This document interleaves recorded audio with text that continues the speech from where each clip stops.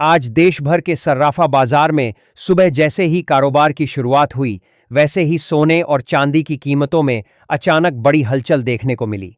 Digital news platform आज stock digital पर भी इस गिरावट को लेकर बड़ी खबर सामने आई, जिसके बाद निवेशकों से लेकर आम खरीदारों तक हर किसी की नजर गोल्ड और सिल्वर मार्केट पर टिक गई। लंबे समय से ऊंचे स्तर पर चल रहे सोने के दाम आज एक झटके में नीचे फिसलते दिखाई दिए और 24 कैरेट सोना सीधे 1500 प्रति 10 ग्राम तक सस्ता हो गया।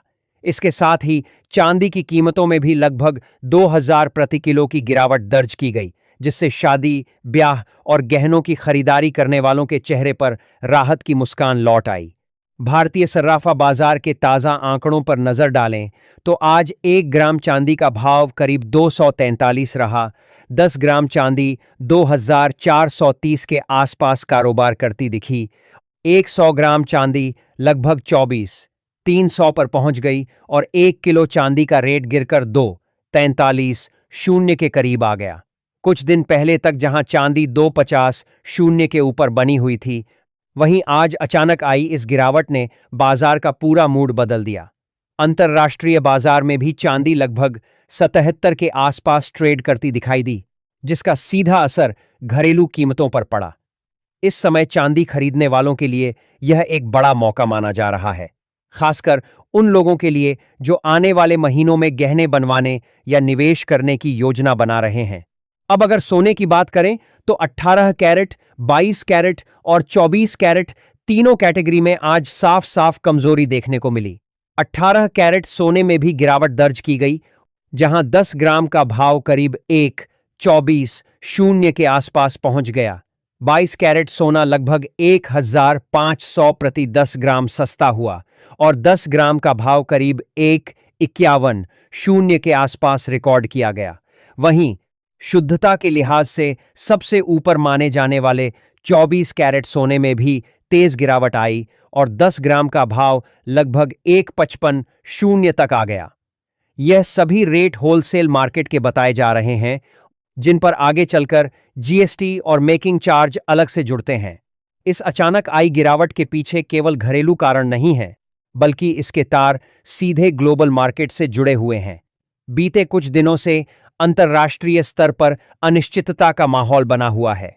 एक तरफ डॉलर इंडेक्स में हल्की मजबूती देखने को मिल रही है, तो दूसरी तरफ दुनिया की बड़ी अर्थव्यवस्थाओं के बीच चल रही बातचीत भी बाजार को प्रभावित कर रही है। खास तौर पर यूनाइटेड स्टेट्स और रशिया के बीच डॉलर से जुड़ी संभावित डील की खबरों ने कमोडिटी मार्केट में उतार चढ़ाव तेज कर दिया है। जब भी ऐसी के लिए बातचीत है, कैसे गड़बाड़ से बाजार, खबरों ने गड़बाड़ से बाजार, तेजवार भावित करबार से बाजार कर बाजार, बड़ी जियोपॉलिटिकल या आर्थिक खबरें आती हैं तो गोल्ड और सिल्वर जैसी सुरक्षित संपत्तियों में तुरंत मूवमेंट देखने को मिलता है। इसके अलावा अमेरिका की मौद्रिक नीति भी इस पूरे समीकरण में अहम भूमिका निभा रही है। वहां का केंद्रीय बैंक फेडरल रिजर्व ब्याज दरों को लेकर अभी तक कोई स्पष्ट दिशा नहीं दे पाया है।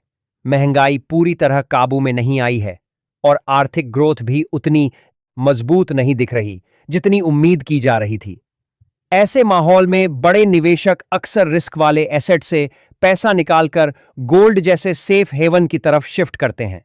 यही वजह है कि जब भी सोने में गिरावट आती है, नीचे के स्तरों पर तुरंत खरीदारी देखने को मिलती है और कीमतें दोबारा संभलने लगती हैं।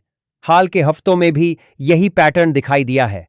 गिरावट के बाद रिकवरी, जो इस बात का संकेत है कि लंबी अवधि का ट्रेंड अभी भी पूरी तरह कमजोर नहीं हुआ है।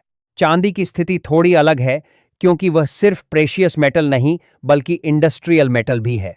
इसका इस्तेमाल solar panel, green energy projects और इलेक्ट्रिक व्हीकल सेक्टर में तेजी से बढ़ रहा है। जैसे ही इन सेक्टर्स से डिमांड की हल्की सकारात्मक खबर आती है, चांदी में अचानक तेजी देखने को मिल जाती है।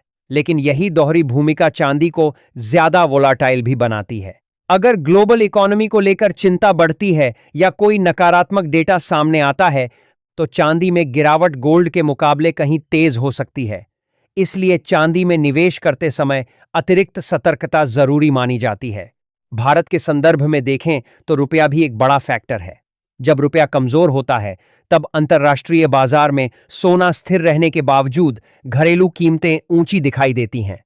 फिलहाल रुपया दबाव में बना हुआ है, जिससे सोने की गिरावट सीमित नजर आ रही है। अगर आने वाले दिनों में रुपया थोड़ा मजबूत होता है तो घरेलू बाजार में सोने और चांदी के दाम और नीचे आ सकते हैं। टेक्निकल एनालिसिस के हिसाब से भी गोल्ड ने नीचे एक मजबूत बेस बनाना शुरू कर दिया है। हर बार गिरावट के बाद ऊपर लौटना इस बात का संकेत है कि बाजार में अभी अंदरूनी मजबूती मौजूद है। हाँ, बीच बीच में 2 से 3% की